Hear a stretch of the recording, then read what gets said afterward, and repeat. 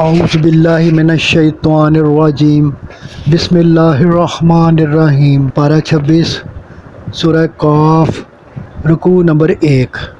فرمایا، قرآن مجید اپنی سچائی کا خود گواہ ہے۔ اسے پڑھنے سے صاف معلوم ہوتا ہے کہ یہ کسی انسان کا نہیں بلکہ خدا کا پیغام ہے۔ منکر کہتے ہیں کہ مر کر جب ہم مٹی ہو جائیں گے تو پھر دوبارہ کیسے زندہ ہوں گے؟ یہ لوگ نہیں سمجھتے، لیکن ہمیں معلوم ہے کہ ان کے بدن کا ذرہ ذرہ کہاں ہے اور ان کو اکٹھا کر سکتے ہیں۔ ہر چیز ہمارے دفتر میں لکھ کر محفوظ ہے۔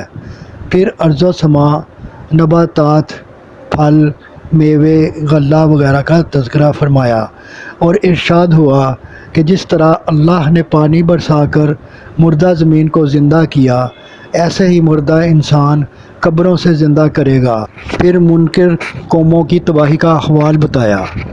رکوع نمبر 2۔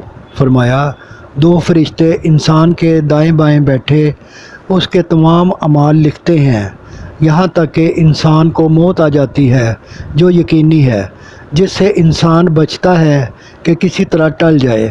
پھر قیامت اور جزا و سزا بیان فرمائی۔ رکوع نمبر 3۔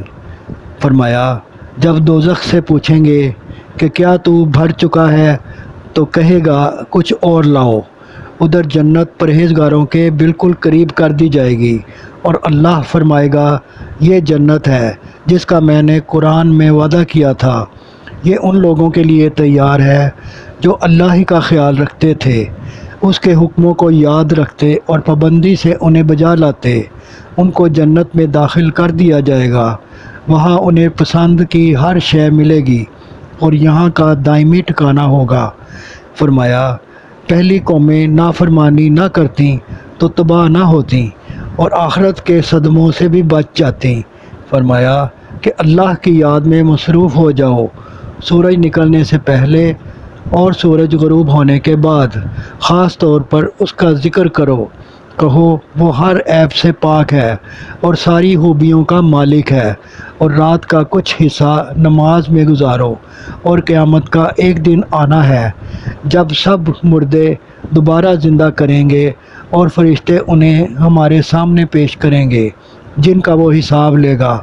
بہرحال آپ صلی اللہ علیہ وآلہ وسلم ان کی باتوں سے بے دل نہ ہوں، صبر و استقامت اور مسلسل ذکر الہی سے کام لیتے رہے۔ صدق اللہ العظیم۔ آپ سے گزارش ہے کہ چینل کو سبسکرائب کر دیں اور گھنٹی کے بٹن کو دبا دیں۔ دعا ہے کہ اللہ تعالیٰ آپ کو صحت و تندرستی والی زندگی عطا فرمائے۔ آمین ثم آمین یا رب العالمین۔